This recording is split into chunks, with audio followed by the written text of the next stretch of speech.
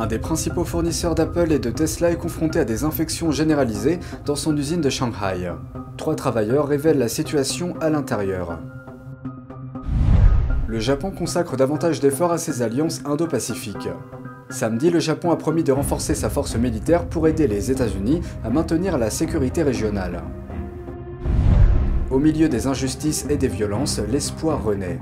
Des habitants de New York ont commémoré l'anniversaire de l'appel pacifique contre la répression du Falun Gong en Chine.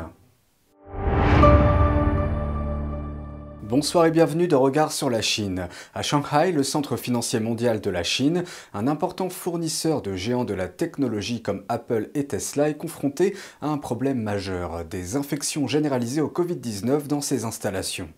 Les employés de Quanta Computer Co., un fabricant basé à Taïwan qui produit des accessoires pour Tesla et des ordinateurs portables pour Apple, ont récemment révélé à The Epoch Times que des milliers de travailleurs étaient infectés dans l'usine de l'entreprise à Shanghai, et que leurs appels au monde extérieur pour obtenir du soutien ont été réduits au silence. La semaine dernière, un employé du nom de Lee a déclaré qu'il vivait dans l'un des dortoirs de l'usine où l'infection croisée s'est produite. Il a dit que plus de 40 000 personnes travaillent dans l'usine. Et des milliers ont été testées positives au Covid-19. Dans le même temps, des alarmes ont été installées sur toutes les portes des dortoirs, mais Lee les a qualifiées d'inutiles et a demandé si ces dispositifs étaient destinés à empêcher les employés de quitter leur chambre. Lee a ajouté que malgré le nombre élevé de patients confirmés, les installations d'eau potable et les toilettes sont toujours partagées dans le dortoir. Selon un autre employé, Lee, de nombreuses personnes à l'intérieur présentent des symptômes de rhume. Leur collègue, surnommé Lin, a dit que l'usine a maintenant interdit à tout le monde de s'exprimer, ajoutant que la situation là-bas est chaotique. Nous avons contacté l'entreprise pour obtenir des détails, mais personne n'a répondu au téléphone. Un autre grand fournisseur des iPhones d'Apple, Foxconn, arrête le travail dans 2 usines situées dans une ville proche de Shanghai. L'entreprise a signalé un nombre indéterminé de nouveaux cas de virus sur le site lundi. Le Japon consacre davantage d'efforts à ses alliances indo-pacifiques. Samedi, le Japon a promis de renforcer sa force militaire pour aider les États-Unis à maintenir la sécurité régionale. Le ministre japonais des Affaires étrangères, M. Hayashi, s'est exprimé à ce sujet au cours du week-end, lors d'une visite sur un porte-avions américain qui patrouille dans les eaux asiatiques. Le Japon renforcera considérablement ses capacités de défense et continuera à travailler en étroite collaboration avec les États-Unis afin de renforcer encore la dissuasion et les capacités d'adaptation de l'alliance nippo-américaine. De même, l'ambassadeur des États-Unis au Japon a déclaré que les agresseurs dans la région sont de mauvaise foi et menacent la paix, la stabilité et les valeurs auxquelles les États-Unis et le Japon sont attachés.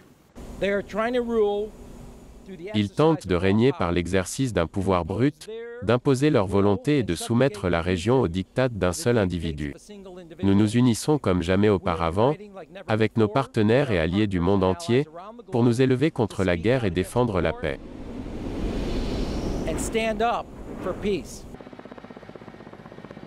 Ces commentaires interviennent alors que l'on craint que l'invasion de l'Ukraine par la Russie n'encourage la Chine à envahir Taïwan. Un conflit entre ces 2 pays pourrait menacer les îles japonaises voisines. Le Japon a également exprimé son inquiétude quant aux liens entre Pékin et Moscou en matière de sécurité, notamment les exercices conjoints organisés dans les eaux entourant le Japon.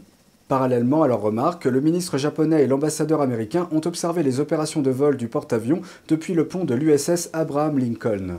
Le porte-avions vient d'effectuer des exercices navals avec la force maritime d'autodéfense du Japon. Le Premier ministre japonais Fumio Kishida a rencontré son homologue néo-zélandaise Jacinda Ardern à Tokyo la semaine dernière pour parler de la situation dans la région Indo-Pacifique. Les actions unilatérales utilisant la force pour modifier le statu quo ne peuvent absolument pas être tolérées. Le Japon et la Nouvelle-Zélande s'opposent à de telles tentatives dans des régions telles que les mers de Chine orientale et méridionale.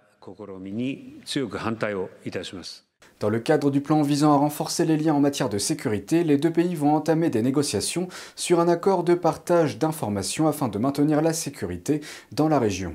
Les 2 pays ont également convenu d'un partenariat renforcé sur le commerce et le climat.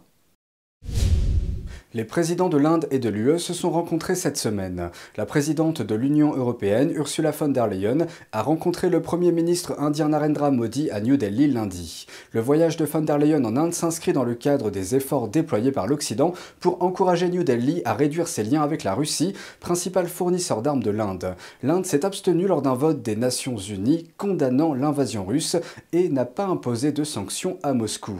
La visite de von der Leyen intervient quelques jours après la rencontre du Premier ministre britannique Boris Johnson avec Modi. Les deux parties ont convenu d'accroître la défense bilatérale et la coopération commerciale. Boris Johnson a été précédé par des responsables américains et les ministres des Affaires étrangères de la Russie et de la Chine. Selon Bloomberg, qui cite le ministre indien des Finances, l'Inde veut être un ami solide du monde libéral, mais elle a besoin de l'aide de la Russie pour défendre ses frontières. Les habitants de Shanghai disent qu'ils ont toujours du mal à trouver de la nourriture. Mais les médias d'État ont annoncé au début du mois que plus d'1 millier de magasins avaient rouvert, avec des vidéos montrant ce qui semblait être un approvisionnement suffisant.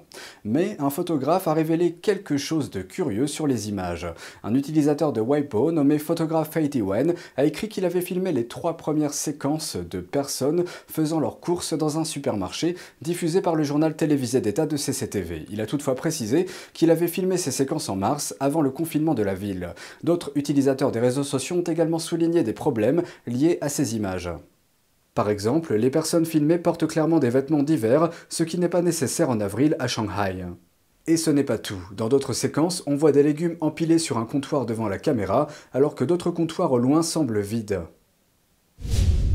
À New York maintenant. Ce week-end, des habitants de New York ont commémoré l'anniversaire de l'appel pacifique contre la répression du Falun Gong en Chine. Parmi les événements a défilé une fanfare et une veillée aux chandelles. Ariane Pasdar de NTD était sur place. Une fanfare, des bannières avec des slogans et même des dragons. Tout cela se manifestait à la parade de samedi dans le quartier chinois de New York, dans le Queens. Les gens commémoraient le 23e anniversaire du 25 avril 1999.